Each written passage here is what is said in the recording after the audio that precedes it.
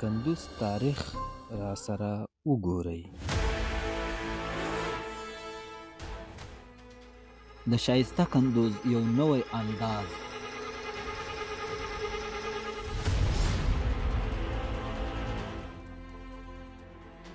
زه یم امیر کندوزی او تاسو سره په یو نوی انداز او د نوي پیغام سره. د دې مارکیټ 3 میاشتې مخکې کار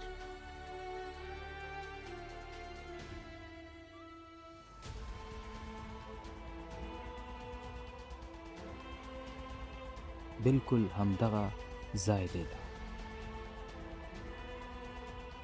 نو اوس به ځو مخ پر بلې پروژې.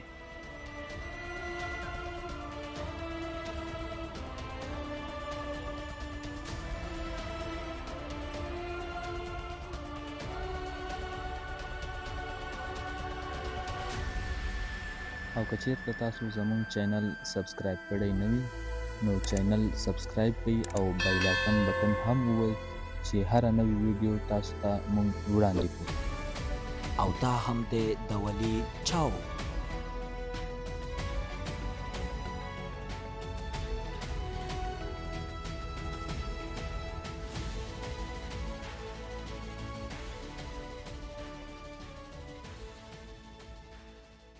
السلام علیکم ورحمت الله وبرکاتو. راځئ ملګرو د شایسته کندوز یو نوی انداز را سره وګورئ.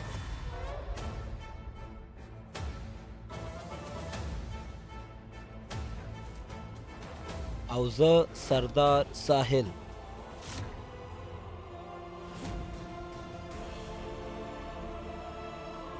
او څنګه چې تاسو ته معلومیږي دا چوک په کم حال دی، دا د کندوز عمومي چوک دی. او راځئ مخ ته شاټ وګورئ چې په کم نظاره کې دی. او دا هم د کندوز جان عمومي چوک دی چې اوس کار پرې روان دی. د بلیسار چوک. او دا هم ملګرو تاسو کتلی شئ څومره ښایسته په زړه پورې ډروني ویډیو شوې ده. اوس به ځو د دشت یاغجان په لور سټپ بای سټپ. او دا هم د مولانا جلال الدین محمد بلخي په نام چې دا پارک دی. او اوس یې د شپې نظاره هم را سره وګورئ.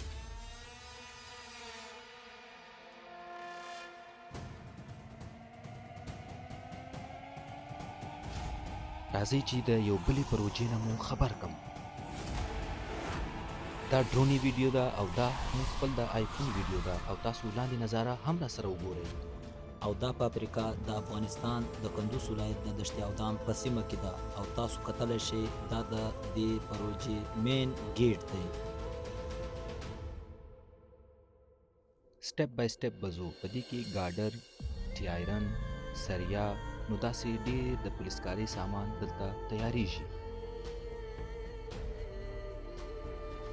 ماشاءالله دا دشت ابدان دی چې په هر افغان باندې ډېر ګران دی. نو د دشت ابدان پوره ویډیو تاسو کتلی شئ د دې ویډیو په لینک کې پروت دی. او دا د کندوز جان زړې مازیګری دی. راځئ موږ سره د شپې نظارې هم وګورئ. دا یو جانانه پارک دی چې د جهان په نوم یادیږي. دا نظارې خو تاسو ولیدلې. اوس به موږ د کابل هم داسې څه ښایسته ښایسته نظارې درښیو. د نوي ویډیو پورې انتظار وکئ. او که چیرې تاسو زموږ ویډیو خوښه شوې وي نو لایک یې کئ او زموږ چینل هم سبسکرایب کئ چې هره نوې ویډیو تاسو ته وړاندې کړو.